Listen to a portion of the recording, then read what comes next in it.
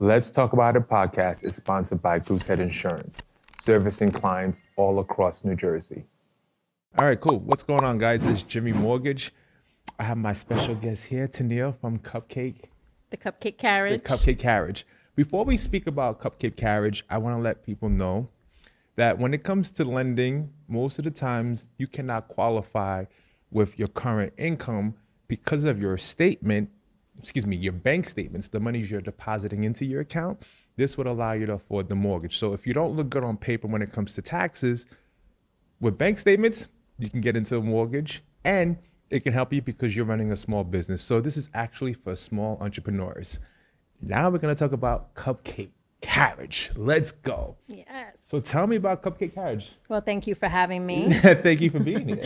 So the Cupcake Carriage is a beautiful boutique mobile bakery. It started off as a mobile bakery. We do custom cakes. We've done several celebrities, things like that. But our main focus is the experience. Right. So we're creating sweet experiences for corporate events, for realtor open houses, things like that, and schools and what have you. And then we also have like a birthday party focus. So in other words, you're engaging in the community as much as you can through your sweets. Yep, exactly. So how's that been different from someone who's saying I got some level of business too? Like, how are you different from others who are doing what you're doing when it comes to sweets? Well, we like to position ourselves as an experience. So we have beautiful baked from scratch cupcakes, custom cakes, French macarons, ice cream, all of those things. But we position ourselves not only bringing the sweets, but the sweets, the presentation, and the experience. Okay. And so how do you transform that to the world of real estate, where we practice in giving one shelter? How do you help out with realtors with that? I mean, we help realtors all the time. Right. I think gone are the days of, generating business through business cards and things like that. We want to make connections with our customers and things like that. So realtors are making more of experiences at their open houses, and with their gift giving, they're becoming more creative. Right. Just to build connection with their clients, to stay top of mind, and also to stand out in saturated markets. Right. And earlier we spoke about that you have a truck. Yeah. So you do help out with the broker open house and maybe regular open houses, yeah, right? For Bring sure. the fun to what it looks like, because a realtor will appreciate the fact that, hey, we're doing this for our client. And then at that point, you also keep that client top of mind too, right? Yeah. Which we spoke about, right? Yeah. If they see what you're doing when it comes to, I'm assuming block parties, right? Yeah. You do some of that, or you're doing, like you said, a local event, maybe just a neighborly thing on a cul-de-sac area where you can capture what sweets look like. So I'm pretty sure professional realtors are tapping you in to be like, hey, can you do this? Yeah, for sure. They're trying to bring clients to their open house to, generate traffic and, stand out in saturated markets, like I said before. So they're using more of their imagination with the experiences that they bring. And so the Cupcake Carriage has two separate setups. One of them we can show up like an ice cream truck concept and just distribute desserts. Right. We can customize them with the realtor logos, things like that. But so you're better than a scream truck. Oh yeah. No. I love the scream truck. I love that. My kids love the scream truck. But we're bringing something different. Bring something different. You bring an experience. Yeah, for sure. I mean, look, like I said, I think if you bring in a signature to something that one can think about as they get into it because they love sweets, why not? Especially if, I wouldn't say logo, but I would say, like, you going back to what you're saying, experience. I know we said it several times, but experience with a little bit of aha moment, right? Right. To capture that moment. And that, right. Whatever one's going through, it's the small things that add that much value to one's life for sure. when it goes to it. Yep. That's good. So you speak of Cupcake. How long have you been in business for? I've been doing this for 12 years. We 12 started, years. Yep. Okay. We started as a custom cake boutique. We were doing a lot of custom orders, and then I wanted something that I can scale. Right. I also wanted a space that I can build my team in, and and we created the Cupcake Carriage Okay. And where is this Cupcake Carriage? Where is it located? in North Arlington, New North Jersey. Arlington? So Yep. northern New Jersey, right? 108, yep, 108 Ridge Road. Nice. So what made you lean in a little bit more into with the real estate world when it comes to cupcakes? Because I see that you brand that very well. Yeah, I mean, I don't have a focus on real estate. I have a focus on corporate events. So Okay, okay. realtors are drawn to me because Right. we're, like I said, we're bringing much more than just a truck or just the treats. We're bringing personalization. We're Right. helping them brand their events with our suites.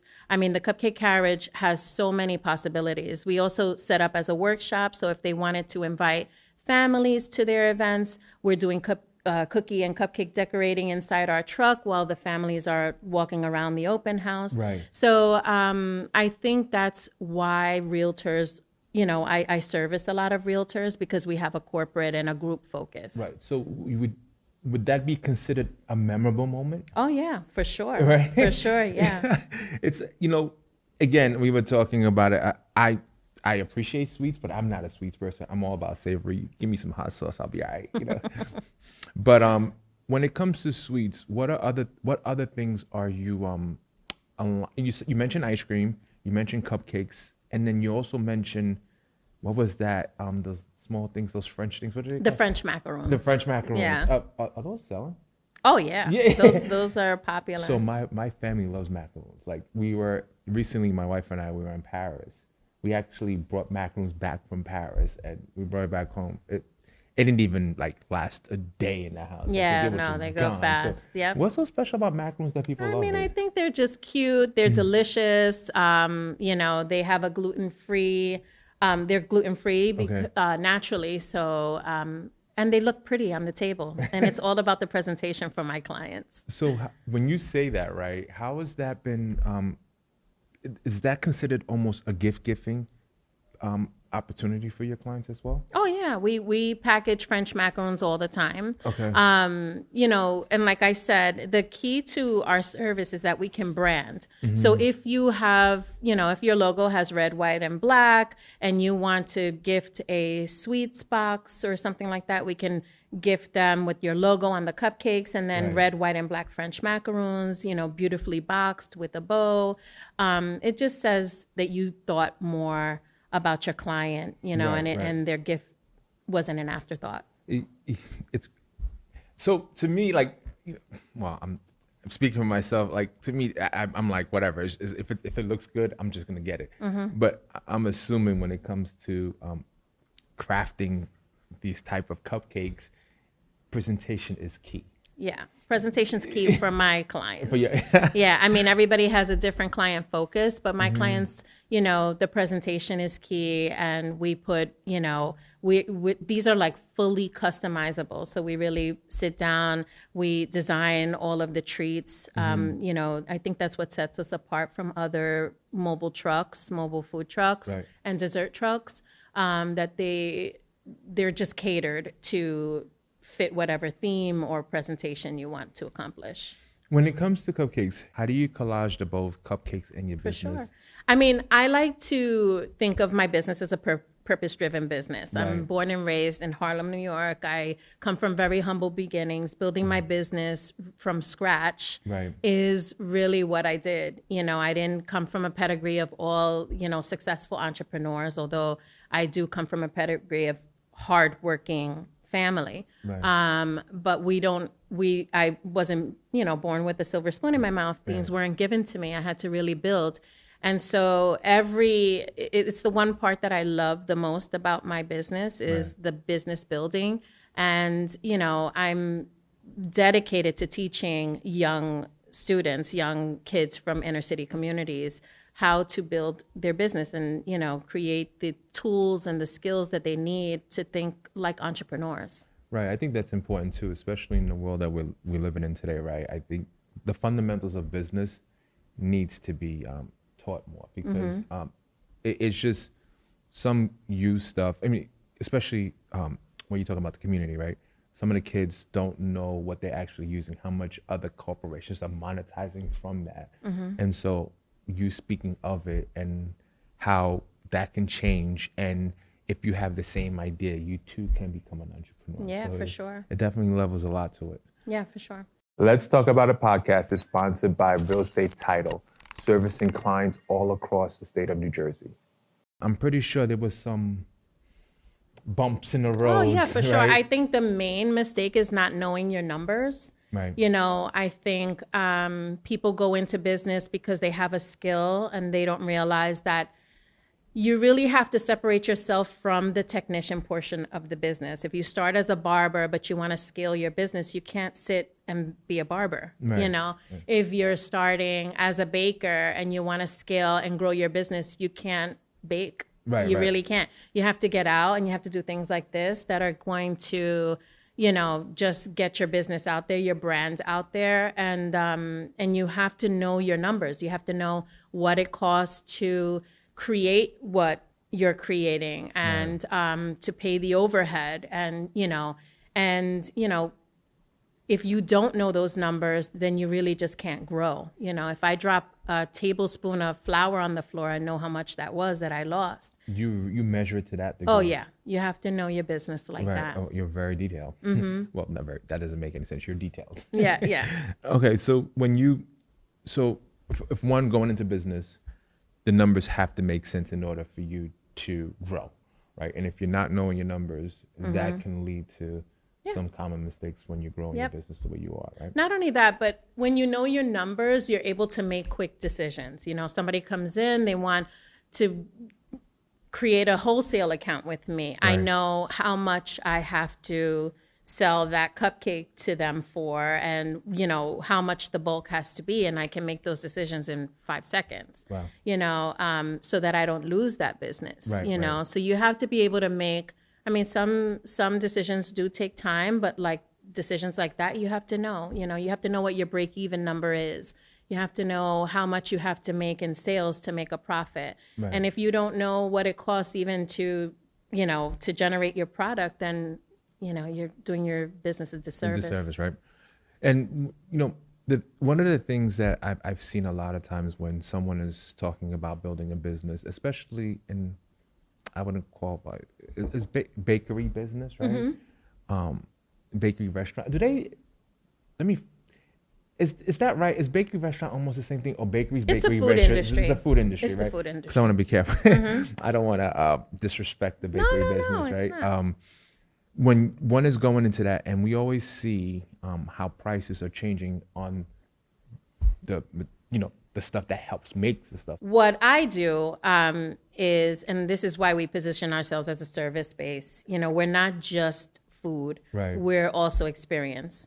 So we create a service in our business, and that's what helps us stay afloat, to be honest with you. Okay. Service-based businesses are very different from food-based businesses, and experience are really key, I think, in this day and age, because everybody's looking for connection, everybody's looking for something to do. Right. You know, so we like to diversify.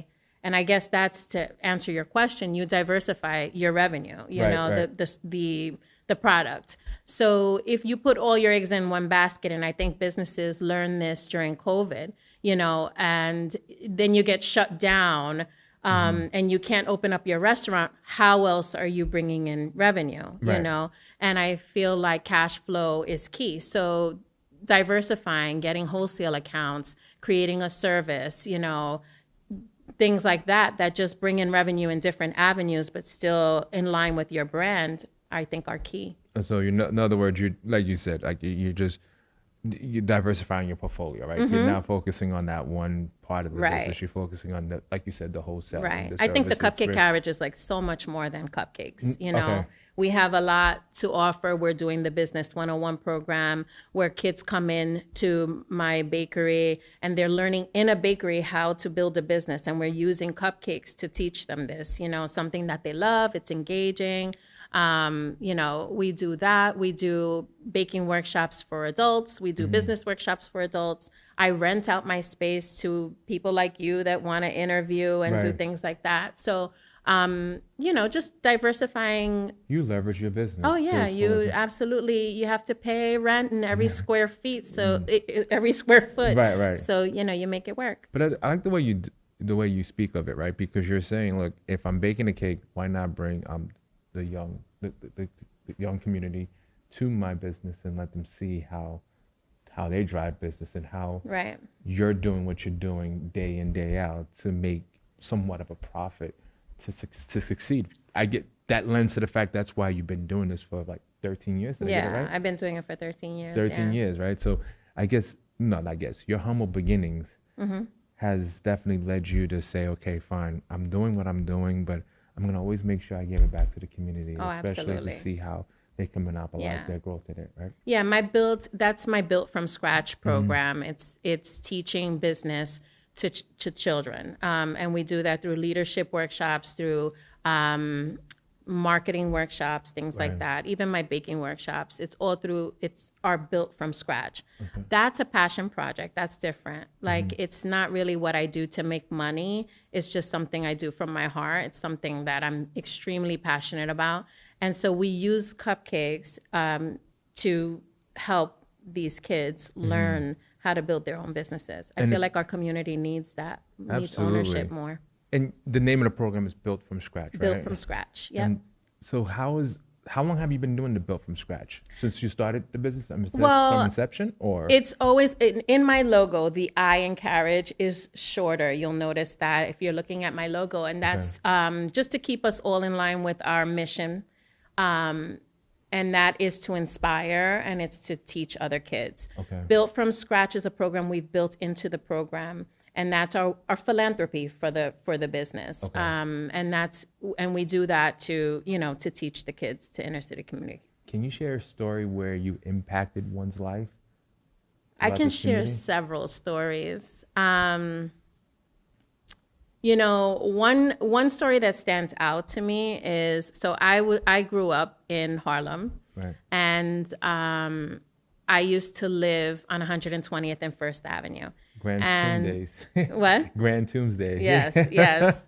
And when I built my business, I had already been in New Jersey for several years. Right. And so I don't know if I'm sure you know, but building a business when you don't have funds and you don't have the community to teach you these things, it really is a lot of work. You're learning by failing, and you're, grit, and you're talking to yourself and getting back up and trying to stay in the game.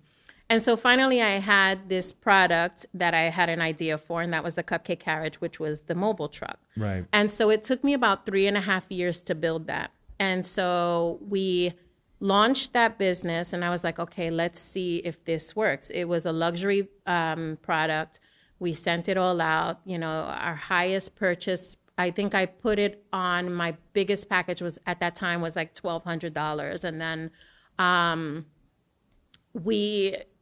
that was at that time. That was for birthday. It was for birthday parties. It was just for birthday parties, targeting the moms of children and girls in particular. It was a niche. And so I get an email, and it says, and it's my client's management software. It comes back to me and says, you have a party booked. And it was like 2 weeks in, I had just launched, and I said, and so that package came with a letter, and it said, hey, Tenille, I've been watching you for 3 years build this truck. My daughter's been extremely excited, and we just booked your highest package. She bought $1,200 package. She bought aprons for the kids. I mean, everything. And then she said, because I want my daughter from Harlem, from Wagner Projects, she said, to know what it is to build a business and to see a Latina in business, that comes from where we come from. And she actually lived in the building that I lived in. So that was interesting. Yeah. Okay. That was a big, 360 moment for me. It was, it just shows that what you're doing is you're inspiring somebody, whether you think you're not. People are watching. The neighborhood gave you back. Yeah, that was my first purchase. That was your first purchase, and back then that's a lot of money back then. Oh right? yeah. So that's a lot of money in that neighborhood. Yeah, and to see it, wow, that's awesome, because like you said, the community came back to you. in the world that we're from, we're not used to seeing some always give back. It's always like, okay, we're gonna talk, but never help. And when you're growing a business too, one of the most important things, well, not most, that sounds crazy. One of the important things about growing a business, it costs you nothing to support a friend. It really doesn't. Like if something is happening, you can share it through social channels. You can say, look, my friend is doing such and such. There's an event happening today. This is gonna happen this is a sale happening. This is a grand opening. The most you can do is just say, you know what? I'm gonna help. If I can't buy anything from my business, from my friend who runs a business, at least let me share that information. You know, that's one of the things I always feel like, especially in certain parts of the community where it's just like one just wants to keep talking about how you're going to fail, as opposed to saying, okay, you know what?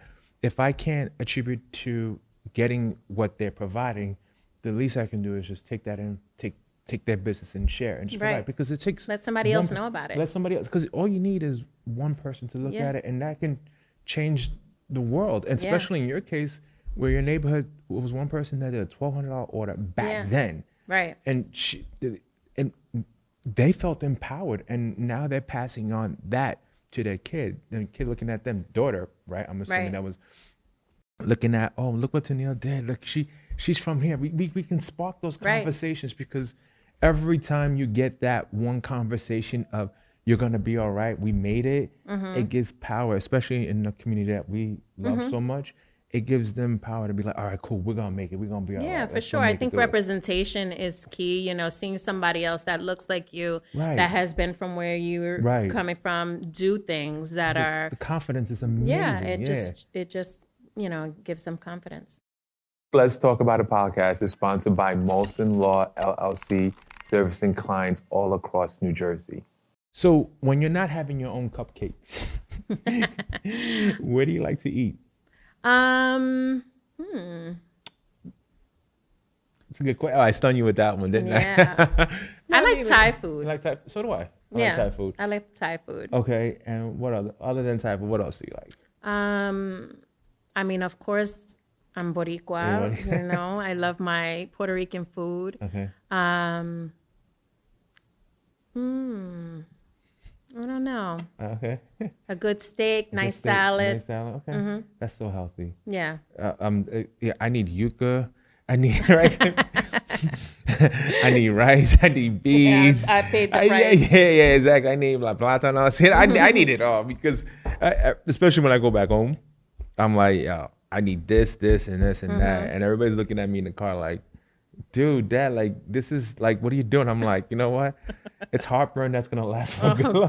It's so worth it though, because it's so good. It's how often do you go back home and get the food that you got, if they still exist, right? Because we've seen the gentrification going on in our neighborhoods, right? Yeah, for sure. So we've seen $12 coffees and all that stuff. So it gets a little annoying sometimes. So when you do see your food, you're just like, all right, I want it so bad, right? And it's always the little hole in the walls that give the most authentic, yummy food. You got me. I want some bacala right now. So when it's, you know, you like to go out to eat, you like your steak. What about vacation? What's some countries or states that interest you? Right now, Puerto Rico. Okay. To be honest with you, I think you know, I'd like to give back to that economy. It's changing and we're losing the culture. So I think, you know, I think all Puerto Ricans need to visit Puerto Rico and support those businesses there and, you know, enjoy the culture and take a lot of pictures. They have gentrified Puerto Rico. I mean, right after COVID, a lot of venture capitalists went over to Puerto Rico, and you would think some are helping the community. I'm going to reframe my opinion from that. But how they're changing the map of what I think Old San Juan used to be, because I used to take the boat out of Florida and go to Old San Juan and travel. It's changed a lot.